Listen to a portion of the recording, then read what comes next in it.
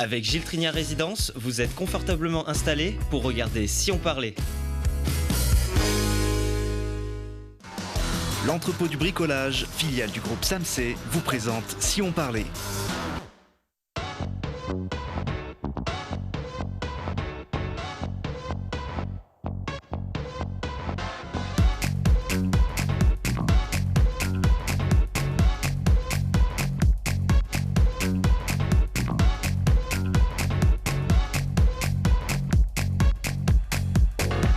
Bienvenue, ravi de vous accueillir pour découvrir ce qui bouge près de chez vous et écouter ceux qui font bouger le territoire. Et ce soir, on s'amuse et ça nous rend service. Vous allez voir, on s'abreuve de films pour enfants. Le 24e Festival du film pour enfants régale et éveille le jeune public à la protection de la nature. L'impro, c'est une affaire de pros et pas que. La Ligue Impro 38 fête ses 30 ans avec du spectacle et avec l'intention de vous convaincre de la rejoindre. Et on joue Made in Grenoble avec l'année des 5 empereurs, le nouveau jeu de société qui va vous faire accéder au pouvoir. Bonsoir Clément Leclerc. Bonsoir. Vous êtes un des papas de ce nouveau jeu de société qui vient de débarquer sur les tables des familles ou plutôt des amis et des initiés aussi. On va tout comprendre avec vous dans un petit instant. Bienvenue. Merci. Cédric et Noé, bienvenue. Alors c'est Jérôme. C'est Jérôme. Ça commence bien. Mais c'est bien, on a dit que c'était de l'impro ce soir. Complètement. Donc, alors dites-nous Benjamin, d'où venez-vous? Eh bien Alexandrine, je suis très content d'être... Tout à fait, nous aussi, bien sûr. Jérôme Matos, c'est écrit Cédric en fait devant mes yeux, allez savoir d'où il vient, mais en tout cas on est ravis de l'accueillir peut-être ici parmi nous. Donc vous allez nous apprendre que l'impro c'est cadré, c'est aussi du talent, c'est du plaisir, mais surtout du travail. Bienvenue à vous, donc vous représentez ici en force la Ligue Impro 38 qui fête ses 30 ans. 30 ans et toutes ses dents. Voilà. Absolument. Vous allez nous dire pourquoi elle a encore toutes ses dents. Elle a de la chance. Et Jacques Richer, bienvenue. Bonjour. Jacques Richer. Exactement. Il n'y a pas de souci. Impeccable. Organisateur du 24e Festival du film pour enfants. Villarbonneau et Visil. Alors c'est un grand temps fort pour les enfants de tout le grand bassin grenoblois. C'est du 24 octobre au 2 novembre, salle du jeu de paume à Visil et espace Aragon à Villarbonneau. C'est une très belle affiche tirée du film Le Royaume des étoiles. Ça. On va pouvoir découvrir bien sûr pendant ce festival. En avant-première internationale. En avant-première internationale. Et ça passe par Villarbonneau et par Visil. Un sacré pari d'ailleurs de proposer un même festival dans 2 salles différentes avec des aménagements pour l'un et l'autre. Tout à fait, un pari, mais ça fait 5 ou 6 ans qu'on le tient de suite. Et somme toute, il y a de la place pour faire plus de propositions encore et plus de créneaux horaires pour que les gens puissent choisir la séance qui les intéresse. Des salles des salles très polyvalentes qui se transforment en salles noires, qui le font également à l'espace Aragon, à la salle du jeu de paume. Elles ne sont pas noires, c'est des salles pleines de couleurs que vous proposez pour ce festival. Beaucoup d'animations pendant ces 2 semaines. Tout à fait, on essaye en même temps que de présenter des films, ce qui est le cœur du festival, de proposer des animations. Donc il y aura par exemple une fresque sur la biodiversité, mais aussi un plateau de tournage qui aura lieu à Villarbonneau, à l'espace Aragon, où là, pendant toute une journée, on a un plateau de tournage et chaque participant peut participer une demi-heure et enregistrer une séquence qui va être montée. Et le soir même, on pourra découvrir le film déjà scénarisé, enfin le film, plutôt un court-métrage de 5-6 minutes. Ah mais c'est génial, donc on peut être spectateur et acteur aussi. Exactement. Et entre autres, on va voir aussi toutes les animations, mais il y a quand même beaucoup de choses. Quand on parle du festival du film pour enfants, ça paraît évident de dédier un festival aux jeunes, voire au très jeune public. Le cinéma, c'est toujours la magie pour les enfants. Et ça traverse les générations. Et ça fait 120 ans que ça dure et ça va encore durer malgré le syndrome Netflix, etc. Parce qu'il y a un truc magique qu'ont inventé les frères Lumière, c'est de regarder du cinéma des images ensemble. Et une émotion dans une salle, ça décuple tout ce qui se passe, tout comme nos amis du théâtre d'impro. Il y a des choses qui se vivent parce qu'on est en groupe. Et le cinéma, c'est la même chose, c'est quelque chose qui se vit parce qu'on est en groupe. Et même le jeu, oui, bien sûr, rebond immédiat. Même le jeu, c'est une question de groupe. Donc le cinéma va encore vivre très longtemps, il n'y a pas de souci. Et même dans ce qui construit notre imaginaire, qui va servir toute notre vie, même au moment où on se met à jouer à ce magnifique jeu, l'année des 5 empereurs, même quand on se met à improviser, c'est qu'on a accumulé des œuvres tout au long de sa vie. Et tout le monde a des films qui lui reviennent immédiatement en tête et qui nourrit même la création du moment. C'est vrai que le cinéma a dû évoluer et s'adapter aux contraintes, aux nécessités, à la crise Covid également, mais rien ne vaut effectivement ce partage. Vivre ensemble quelque chose. C'est plus grand que nous, un cinéma. Avec un grand écran, un écran géant, souvent critiqué. On dit pas d'écran pour les enfants. Et pourtant, pour vous, c'est un vecteur d'éveil et de sensibilisation. C'est-à-dire que les écrans sont partout, donc ça commence de l'écran de téléphone, à l'écran de l'ordinateur, en passant par l'écran de télévision, pour arriver à l'écran de cinéma. Ce sont des vecteurs seulement, donc pas trop d'écran. Après, là, on propose un festival. Pendant ce temps-là, on peut voir beaucoup de films, ok, mais on n'est pas obligé de faire ça toute sa vie, tout le temps, en permanence. Au contraire, on les voit ici en grand et puis on peut se projeter dedans. Alors cette année, le thème, c'est « La nature et moi ». Pour éveiller les enfants à la protection des milieux ? Tout à fait. Donc chaque année, on prend un thème, et cette année, c'est donc la nature et moi. Et on voulait donner une autre approche de l'écologie et de l'environnement. C'est en quoi la nature nous fait du bien. Donc, pourquoi il faut qu'on protège la nature. Donc, ça va d'un film comme le film de Pierre Salvadori qui montre comment des enfants luttent contre une usine, en passant par des choses plus classiques comme Nausicaa de Miyazaki, par contre c'est de la science-fiction, mais quelque part c'est parce qu'on a détruit le monde avant qu'on est obligé de vivre dans les planètes. Donc, et moi, c'est-à-dire c'est la nature et moi, ça veut dire vous les impliquez, ils deviennent acteurs aussi de cette protection de la nature. Alors ce thème, il fait l'objet d'une compétition. Un jury de 10 enfants de 8 à 12 ans vont chacun voir 8 films, c'est ça, et décerner le grand prix du jury et le prix spécial. Alors parmi les films en compétition sur le thème donc de la nature et moi, alors des films qui datent déjà d'une dizaine d'années pour certains, Loup de Nicolas Vanier, qui nous met des frissons partout, c'est fabuleux. Il y a aussi un documentaire, par exemple La jeune fille et son aigle, il y a Le Chêne, Les racines du monde, Les enfants loups de Mamoru Hosoda qui n'existe pas en DVD en France, on ne peut pas le trouver. Tout à fait. Et puis Wall-E, regardez, c'est merveilleux. Chef-d'œuvre. Ah oui, chef-d'œuvre, absolument bouleversant, une petite larme qui dès le début jusqu'à la fin. Et puis même Le Livre de la jungle de Disney aussi, donc du film d'animation, du film tout court aussi. De fiction, on y tient beaucoup à ce qu'il y ait de films avec des personnages incarnés. Et le film pour enfants ne se résume pas au dessin animé, même si c'est un élément en soi très important, mais il y a de très belles fictions qui parfois, d'ailleurs, on ne pense pas tout de suite en se disant ça peut être vu par des enfants, mais ça a un autre impact parce que bien entendu une catharsis plus importante encore pour les mômes. Bien sûr, et ce qui est intéressant, c'est de croiser les générations aussi. C'est vraiment, là vous avez aujourd'hui les Disney, les Pixar aussi. Alors le Livre de la jungle est très je sais pas comment dire, multigénérationnel. Voilà, multigénérationnel. Kipling, bien sûr aussi, et qui a incité aussi à la lecture de ce très beau roman, mais aussi les techniques ont évolué, donc on montre aussi le cinéma, ce n'est pas que ça aussi, le dessin animé, ça partait aussi du dessin. Oui, tout à fait. À la fin, de toute façon, c'est une histoire. Et on adore entendre des histoires, adore suivre des histoires. Et qu'importe la manière de les raconter, même dans un documentaire comme La jeune fille et son aigle que vous citiez, on part sur un paysage de Mongolie, on découvre des tas de choses, mais forcément, c'est une histoire qu'on nous raconte, donc elle devient un petit peu la nôtre. Donc, vous parliez tout à l'heure du rapport quasiment intime qu'il y a entre la nature et chacun. C'est des films qui illustrent en partie ce rapport-là.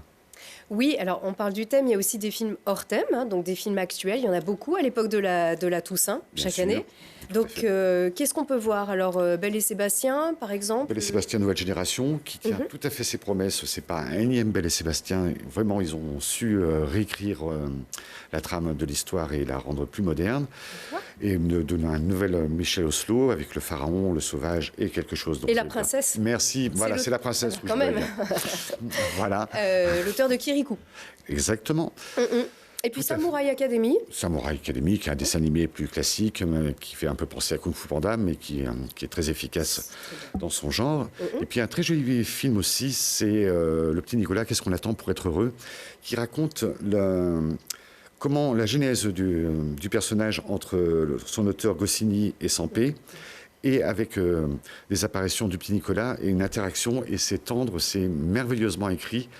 Et ça va être multigénérationnel parce que les enfants vont adorer et nous, Oui. peut-être que j'ai des cheveux blancs, c'est possible, mais de toute façon, depuis très longtemps, le petit Nicolas suit de nombreux enfants. Ça nous fait forcément revivre des choses et c'est une émotion tendre. Mais c'est plus actuel que jamais, le petit Nicolas, il nous quitte jamais. Vous allez voir, c'est tendre comme Sampé et Goscinny l'étaient Tout à fait. également. Des avant-premières, alors le nouveau Ernest et Célestine. Oui, tout à fait, qui avait été un très gros succès et qu'on a le plaisir à montrer aux enfants. C'est vraiment de la qualité, de l'animation d'une très très grande qualité. Et ça donc, traverse les générations aussi. Hein. Tout à fait. Quand j'étais petite, c'est dire. Le Royaume des Étoiles aussi, d'où est issue l'affiche. Tout à fait, qui est un dessin animé qui nous vient de Suède. Et enfin, on aura aussi en avant-première le Gang des Lulus. La guerre. Ah, La Daned. guerre, ça va encore plus loin. Ça va encore plus loin. La guerre des Lulus, qui sort en janvier. On regarde tout de suite un extrait. On est en guerre. Mais non, on se dispute. Mais pas vous, le monde.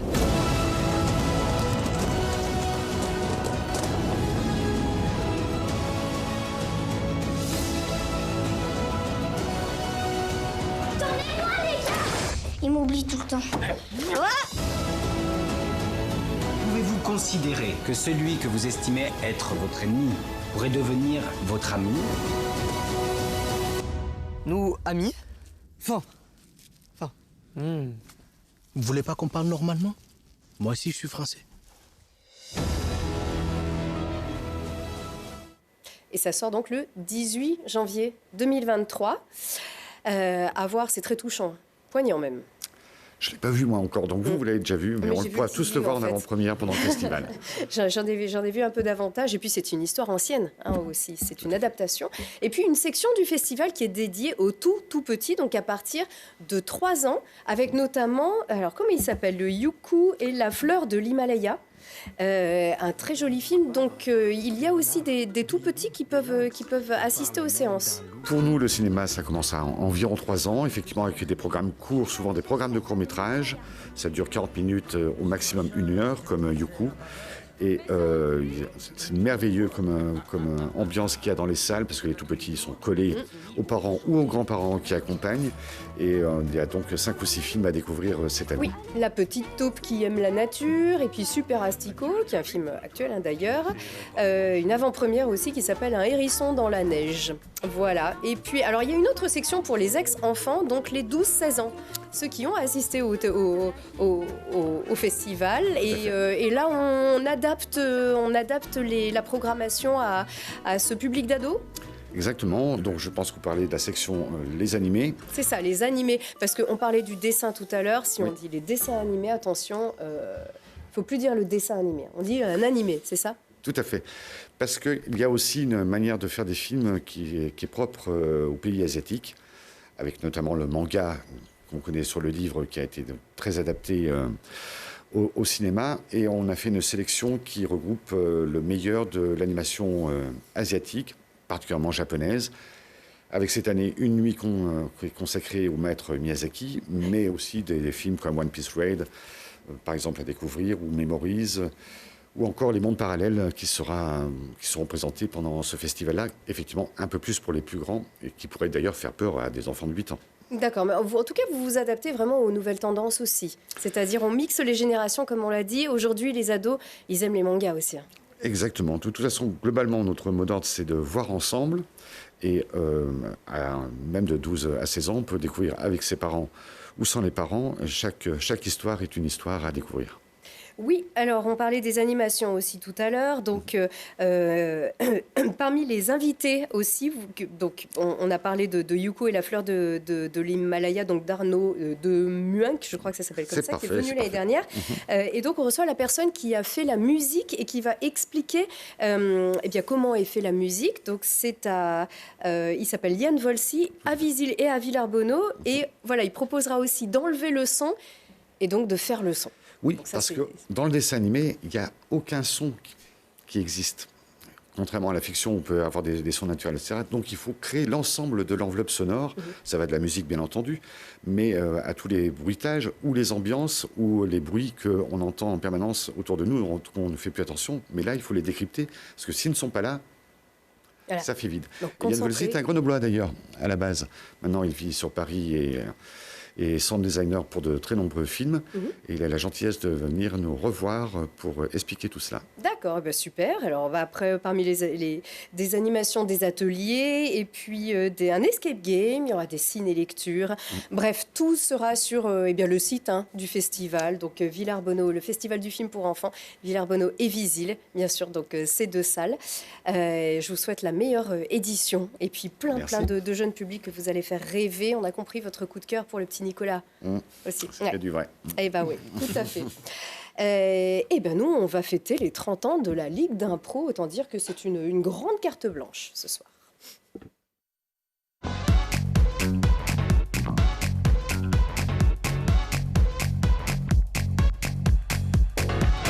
Et là, vous allez me dire, non, l'impro, c'est pas une carte blanche, pas du tout improvisée. C'est une carte blanche, pas si blanche en fait, c'est ça? Si, complètement. On a le cerveau complètement vide quand on rentre sur scène et puis on construit à ce moment-là. Avec la surprise. Oui, avec la surprise du thème. On ne connaît pas le thème, on va improviser dessus et on va s'amuser. Alors, joyeux anniversaire, joyeux 30 ans à la Ligue Impro 38, donc avec Jérôme Matos et Noé Barelli. Vous êtes tous 2 membres et comédiens professionnels de cette Ligue Impro 38. On va savoir pourquoi il y a aussi des professionnels alors qu'on parle d'improvisation. On revient à la source, l'impro. Revenons à la source. Ça vient du Canada, en 77, c'est ça? Voilà, c'est ça. Il y avait des Québécois qui étaient fans de théâtre et fans de hockey. Ils se sont dit pourquoi les patinoires sont pleines et pas les salles de spectacle. Donc ils ont monté un concept qui a été très très bien réfléchi, qui devait jouer 4 fois. Et puis qui finalement est parti, on s'approche des 40 ans, il me semble. Voilà, donc tout doucement. 77, ouais, 77. 35, voilà. Voilà, c'est ça, il y a 12, voilà. 12 ans. Et avec donc ce mélange de théâtre et de sport qui remplit vraiment aussi les salles autant que les patinoires au Canada. Oui, alors après, ce qui est intéressant, c'est qu'il y a des gens qui ont du mal à venir voir un spectacle, qui peuvent venir voir des matchs ou venir voir de l'impro parce que l'entrée est plus intéressante au départ et après ils se font choper par la culture et partent voir d'autres choses. Donc c'est un pari gagné dans ces cas-là. Il y a du challenge aussi. Ah, il y a du challenge aussi, mais le challenge il est pour les spectateurs. Entre nous, on a envie de jouer avec et pas contre. Voilà. Donc 30 ans et toutes ses dents. Donc c'est votre slogan pour cet anniversaire. On rappelle que le sourire du hockeyeur, c'est que normalement, pour beaucoup, il manque des dents. Donc voilà. vous avez de la chance, vous les avez. Nous, on se met pas de coup de crosse normalement, donc tout va bien. S'arrête avant. Oui, c'est pas un engagement aussi physique. Ça peut, mais. Ah, ça peut. Bon, en tout cas, c'est bien parce que ça nous parle, nous, ici à Grenoble, qui est une terre de hockey, bien sûr.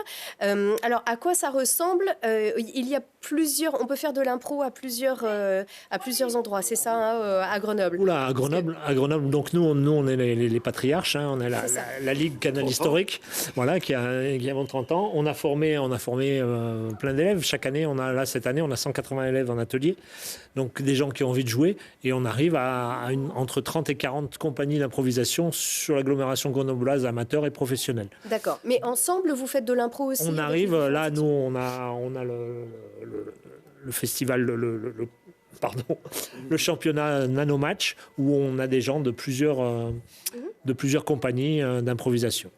Alors, par contre, la Ligue Impro 38, elle est née il y a 30 ans, en lien avec la compagnie du Caméléon à Fontaine? Voilà, la compagnie, c'est une seule compagnie. La partie Caméléon, c'est la partie qui n'est pas improvisée. Voilà, c'est du théâtre, la compagnie. Il y a du théâtre, il y a de la chanson, c'est ce que les copains ont non improvisé. Voilà, vraiment... donc finalement, c'est 2 sections d'une même compagnie qui fête aussi ses 30 ans, le Caméléon. Alors, comment vous vous êtes organisé? Vous avez dit, ici, c'est du théâtre classique ou moderne, mais en tout cas du théâtre d'interprétation, et vous allez former la section improvisation. Oui, mais...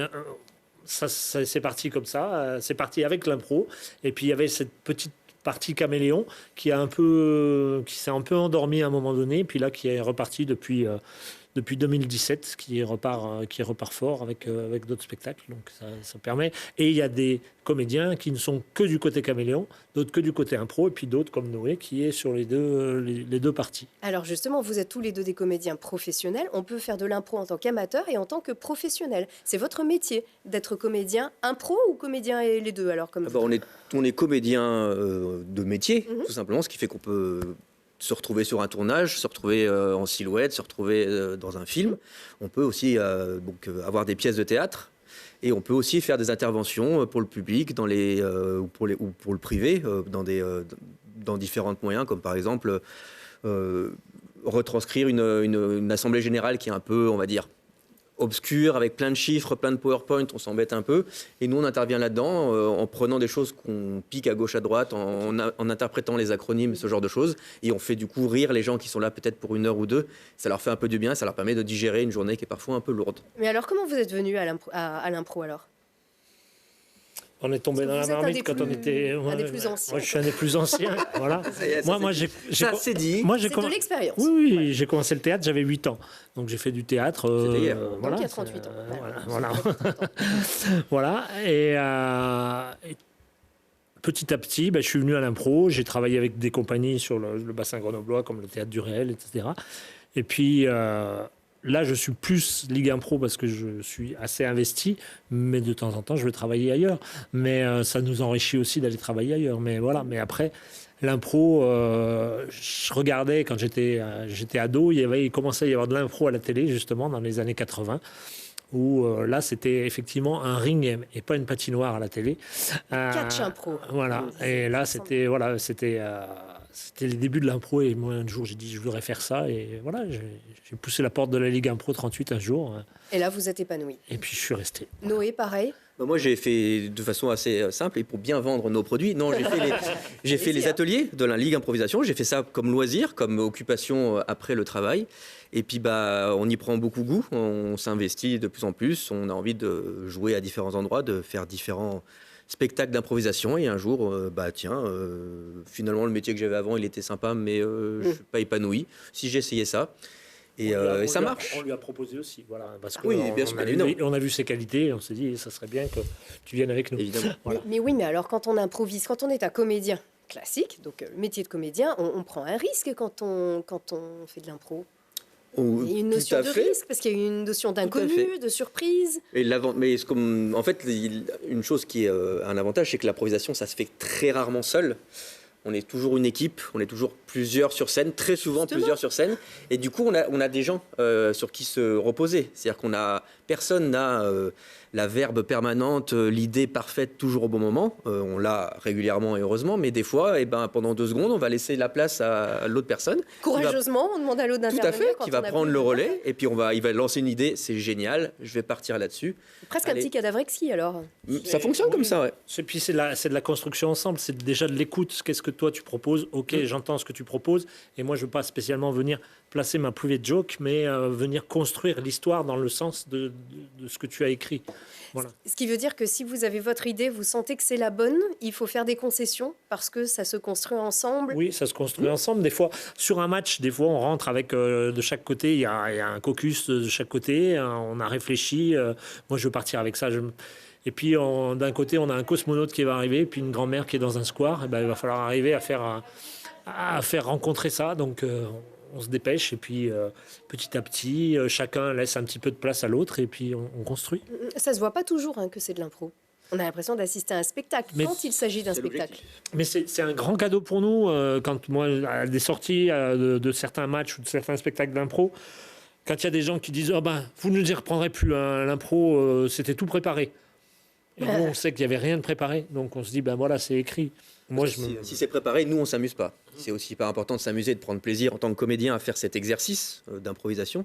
Et effectivement, s'il n'y a pas de danger, si on n'est pas en danger, justement, s'il n'y a pas ce petit côté challenge, nous, on prend moins de plaisir et du coup, le spectacle est peut-être moins bien. Donc on a vraiment besoin de rien savoir. C'est un compliment. Complètement. Oui. Moi, je me souviens d'une impro avec Réal Bossé, qui est un improvisateur québécois et qui est pour moi le meilleur joueur d'impro du monde, contre Bruno Caillot, qui est un de nos comédiens. J'étais arbitre, donc je donne un thème et je savais très bien qu'il ne l'avait pas eu avant. Et moi, en tant que j'étais en dessous d'eux et je les voyais. Et je me disais, mais c'est écrit, ça coulait, tout était nickel, les répliques passées au bon moment. Enfin, c'était très bon. C'était merveilleux. Très drôle. Voilà, mais c'est une de mes plus belles impros en tant que spectateur privilégié. C'est à la portée de tous alors, si je veux vous rejoindre. Vous venez aux ateliers, il n'y a pas de problème, il reste s'apprend. encore un petit peu de place. Ah, des ateliers, des stages aussi. Il y a un stage, pour oui, l'anniversaire. pendant l'anniversaire, on va faire un petit stage d'initiation à l'impro. D'accord. Ça veut dire que ça s'apprend. Alors, on apprend l'impro. On apprend la pratique de l'impro en fait. Parce que l'improvisation, tout le monde est capable de raconter une histoire. Des fois, on Pas entend... toujours, tout le monde ne sait pas mentir. Tout le monde. Ah, on n'est pas obligé de mentir. Mais en fait, on a souvent Par des gens qui exemple. nous disent mais moi je peux pas faire ça, j'ai pas d'imagination. Absolument tout le monde sur Terre, à partir du moment où il est conscient, il a de l'imagination. On a plutôt des barrières. La société, la culture, l'éducation nous met des barrières pour vivre en société, etc., pour rencontrer les gens, pour être en société bien. Et ben nous, dans les ateliers d'improvisation, on apprend d'abord à faire sauter ces barrières personnelles. On respecte toujours les gens en face, on respecte les gens avec qui on joue, mais soi-même, notre plus grand ennemi quand on fait de l'improvisation, c'est nous-mêmes. C'est je n'ose pas faire ça, je ne peux pas faire ça, non, je ne peux pas jouer à un lapin qui joue au billard, c'est pas logique. Alors que si, ça peut être une super histoire à raconter. Donc c'est ça qu'on fait sauter en fait, et les gens démarrent au fur et à mesure, prennent du plaisir, se libèrent et décident de faire des grandes aventures, des grandes histoires avec des gens qu'ils ne connaissaient pas au début de l'année et qui au fur et à mesure deviennent des partenaires de jeu. Donc, il ne faut pas nécessairement être cultivé en particulier, en fait. L'imagination Non, suffit. On a chacun de la culture dans tel ou tel endroit et on peut construire ensemble. Moi, une de mes phrases préférées, c'est « Je suis né et depuis j'improvise ». Et c'est ce qui est vrai. Les meilleurs improvisateurs pour moi, c'est mes enfants. Regardez-les jouer au Playmobil, écoutez leurs histoires, écoutez tout ce qu'ils racontent. On l'a déjà l'impro en nous, donc il suffit de garder notre âme d'enfant et puis de la faire sortir. Et les autres, du coup, c'est moins on pense à soi et plus on va écouter les autres et plus on va être bon. Plus on a de grandes oreilles, mieux c'est. Ouais. D'où le lapin qui joue au billard. Voilà. Je sais pas, là, ils nous ont pris notre tête. Il va falloir qu'on trouve autre chose. Et surtout, ça nous apprend. Donc, c'est un bienfait, l'impro. Vous le recommandez aux personnes qui manquent de confiance, qui sont peut-être timides, puisque l'impro, c'est le lâcher-prise. Oui, c'est le lâcher-prise. On a des gens qui arrivent, on a plein d'exemples, des gens qui arrivent aux ateliers et qui regardent leurs chaussures, enfin voilà. Et puis, 5 ans plus tard, on les retrouve sur scène à s'éclater et à avoir complètement changé de personne. Et c'est pour ça aussi qu'on travaille beaucoup avec les entreprises. On a toute une partie spectacle, mais toute une partie intervention en entreprise pour le lâcher-prise en réunion ou partout. On en a besoin. C'est ça, donc pour favoriser la négociation commerciale, notamment. Par exemple. On va en parler tout à l'heure, d'ailleurs, comme ça marche. Hein. Voilà. Et effectivement, alors vraiment, pour l'anniversaire, beaucoup de spectacles, déjà, parce que c'est aussi un spectacle, c'est un sport, c'est une compétition, c'est aussi un spectacle. Voilà. Des spectacles, des conférences, des lectures, expliquez-nous. Voilà, on a un programme, on a essayé de faire en début de semaine, donc c'est du lundi 31 octobre au samedi 5, où on va être essentiellement à la Salée de Montvigne et une partie à la Source. Et les 3 premiers jours, c'est plus la partie caméléon qui est en place. Et puis, on a tous nos spectacles improvisés, que ce soit nos spectacles jeunes publics. On a 2 spectacles jeunes publics improvisés et un non improvisé. Et puis, on a aussi un match qui va être intéressant, puisque c'est la Cigale contre la Tiag. Et la Tiag, c'est la plus ancienne compagnie amateur qui a été créée à l'issue de nos ateliers, et la Cigale, c'est la dernière qui a été créée. Donc on les fait se rencontrer sur un match amateur. Voilà. C'était des images de la Cigale qu'on a vu d'ailleurs tout à l'heure. Oui, il y en a eu. Exactement. On n'a plus que, attention, on va avoir 1 minute 30. Ça vous va? 1 minute 30. Ah, c'est parti. Donc le thème, on ne peut pas l'improviser parce que le lapin, c'est déjà fait. Allons-y. Attention. Là, au hasard, sénateur. Sénateur. C'est écrit ici.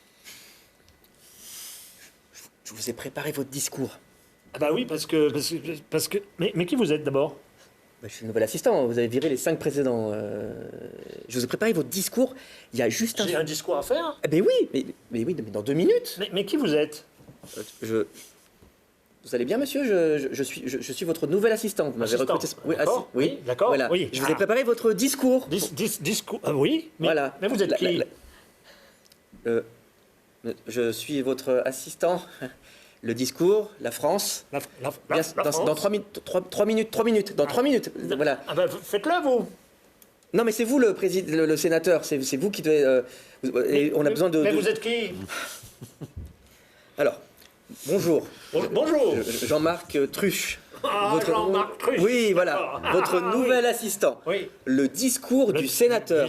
Le sénateur. Il est où? Là, le sénateur. Le sénateur, regarde. Prenez votre petit doigt. Oui. On se montre. Je suis. Répétez. Je suis le sénateur. Mais je veux bien le suivre, moi, il est où? Alors, ce qu'on va faire, c'est que je vais me mettre derrière vous. Hein, voilà. Ben c'est vous qui allez me suivre, alors. Voilà, je vais mettre. Regardez la caméra. Oui, d'accord. Dans 3 secondes. 3 secondes. Bougez la bouche quand je parle. D'accord. On va faire comme ça. Ok, allez-y. Allez, 3, 4. Bonjour, mesdames et messieurs. Je suis le sénateur. Nous avons voté pour la mise à mort de tous les animaux qui consomment trop d'énergie en ce moment. On va faire des... Ne faites pas des gestes bizarres. Ne faites pas des gestes bizarres. Oh, pardon. Mais vous êtes qui? Non, Bon, coupez. Alors là, mention spéciale pour le geste, effectivement. mais je vois qu'effectivement, ma petite confusion du début a beaucoup joué sur votre trouble de la personnalité. Mais vous êtes qui? Je suis désolée, voilà. Donc vous n'êtes pas Cédric, vous êtes Jérôme, Ouais, d'accord? Vous êtes bien lui. Jérôme. Oui. Ok. C'est Jérôme, c'est moi. Cette émission va laisser des traces. Bravo à vous, en tout cas, c'est un régal et on a hâte de vous redécouvrir, bien sûr, pour les 30 ans de la Ligue nombreux. Impro 38. On a un jeu à découvrir avec des sénateurs, peut-être aussi tout de suite. C'est nouveau et c'est ici.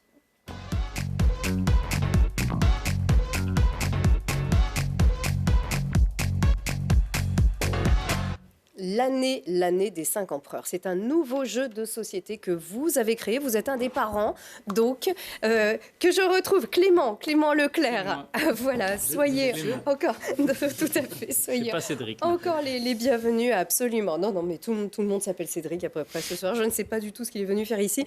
C'est votre dernier jeu de société qui est plutôt pour les amis. Plutôt pour les adultes, ou en tout cas les jeunes adultes. Enfin, voilà, à partir de 12 ans, même si à 12 ans c'est déjà un peu jeune, voilà, à partir de 14, 15 ans, c'est un jeu de stratégie, donc il y a un petit peu de réflexion. Déjà, on a un indice alors sur le jeu de stratégie. On veut en savoir plus, bien sûr, sur vous, sur les parents du jeu. Donc, alors, c'est vous, c'est Roméo, c'est l'équipe ludique de la maison d'édition Gameflow. Vous êtes grenoblois hébergé à Artis, hein, c'est ça? Alors donc la maison d'édition s'appelle Gameflow.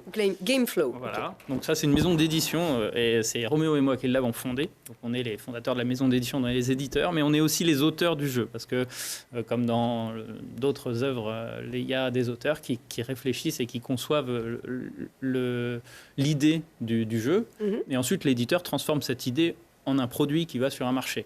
Et nous on fait un peu les deux. Du coup on est auteur et éditeur. Alors c'est votre 3e jeu de société. Voilà. On y va tout de suite. Le pitch. Alors, on a des images. Je ne sais pas si ça va être vraiment synchronisé sur votre teasing. Alors, l'année des 5 empereurs.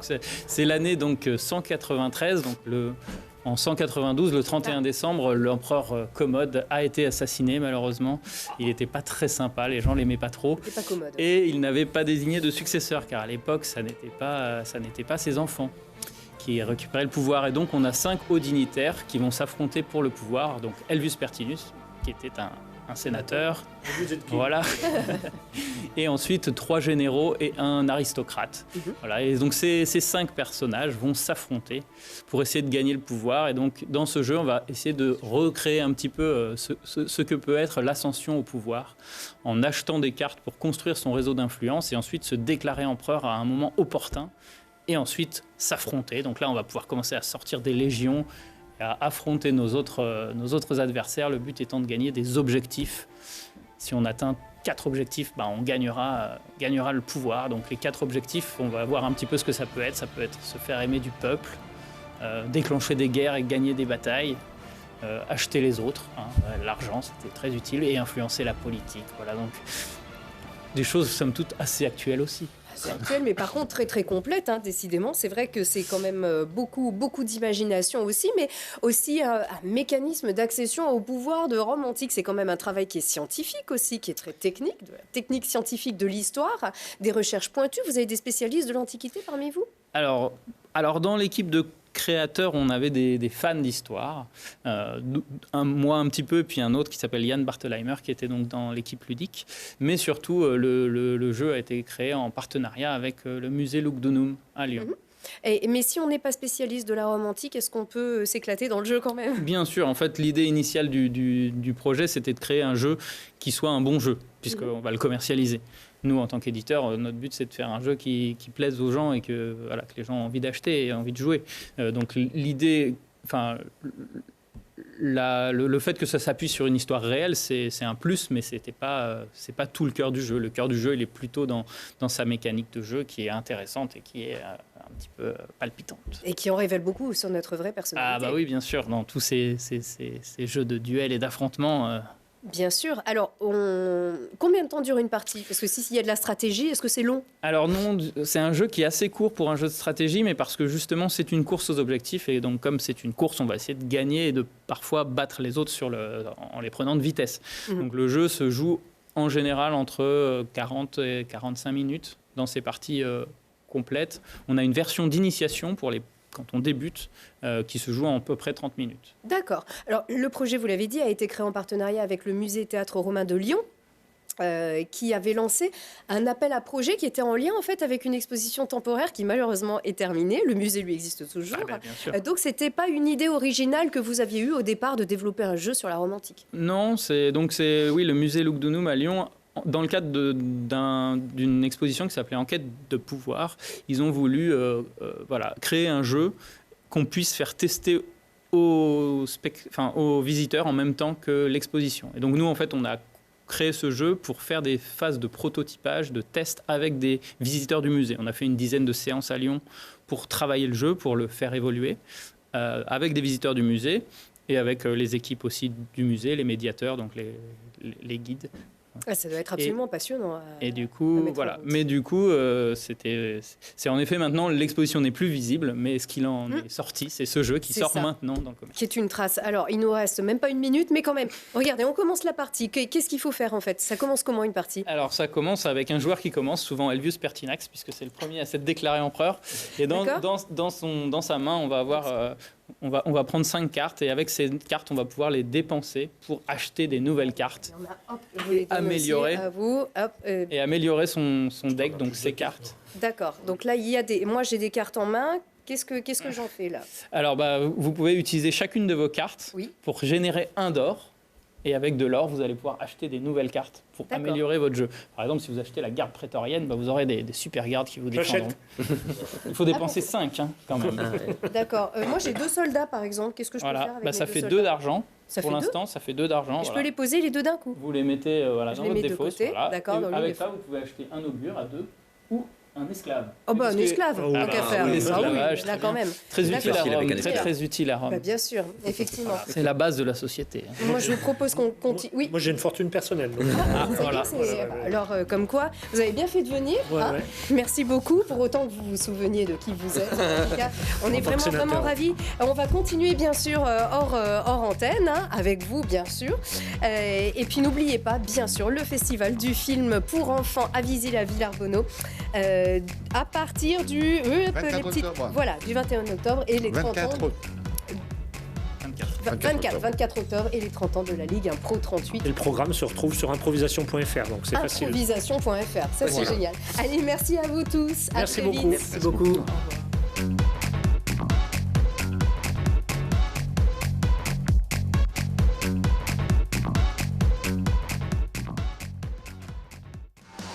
L'entrepôt du bricolage, filiale du groupe Samsé, vous a présenté Si on parlait.